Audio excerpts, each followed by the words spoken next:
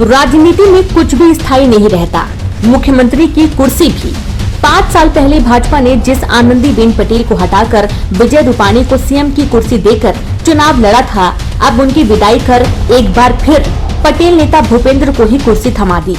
भाजपा ने उत्तराखंड के बाद गुजरात में यह प्रयोग दोहराया है, जहां अगले साल चुनाव होना है। भाजपा ने इन दोनों राज्यों में अनजान चेहरों को सामने लाकर सबको चौंका दिया। भाजपा यहां भी जाति का खेल खेलने जा रही है, जबकि साल 2017 के चुनाव में भाजपा को ग्रामीण इलाकों में भारी नुकसान उठाना पड़ा था। पिछले विधानसभा चुनाव में भाजपा 115 सीट से घटकर 99 सीट पर पहुंच गई थी। इसमें सूरत के शहरी इलाकों में उसे अच्छी बढ़त मिली थी।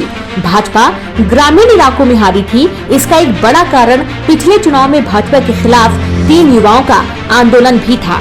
ये 3 नेता जिग्नेश मेवानी, अल्पेश ठाकुर और हार्दिक पटेल थे। अल्पेश फिलहाल कांग्रेस छोड़कर भाजपा का दामन थाम चुके हैं। यहाँ मुख्यमंत्री बदलने का सारा आंकलन जाति के आधार पर किया जा रहा है।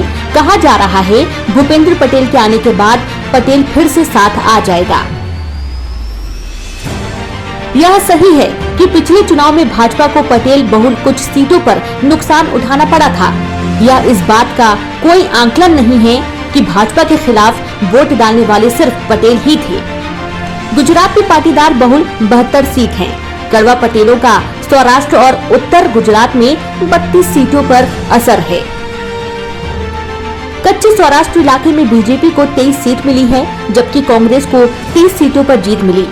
उत्तर गुजरात से जो नतीजे मिले हैं, उसमें बीजेपी को 21 सीट मिली, जबकि कांग्रेस को 17 सीट। हालांकि बीजेपी ने पाटीदारों को खुश करने के लिए 52 सीटें पाटीदार नेताओं को दी थी।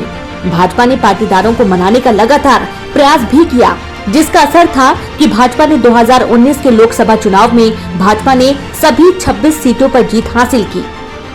भाजपा के वोटों में जो कमी आई थी, वह पटेलों के कारण आई थी, या ग्रामीण गुजरात में लोगों की नाराजगी का कारण कुछ और था।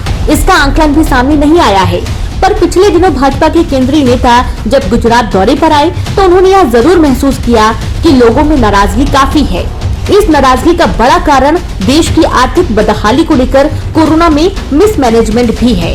ऐसे में केवल कुछ मुख्यमंत्री बदले जाने से भाजपा फिर सत्ता में आ पाएगी, यह बड़ा सवाल है, या फिर मतदाताओं को पटेल समाज के नाम पर बरगलाने की एक और कोशिश है।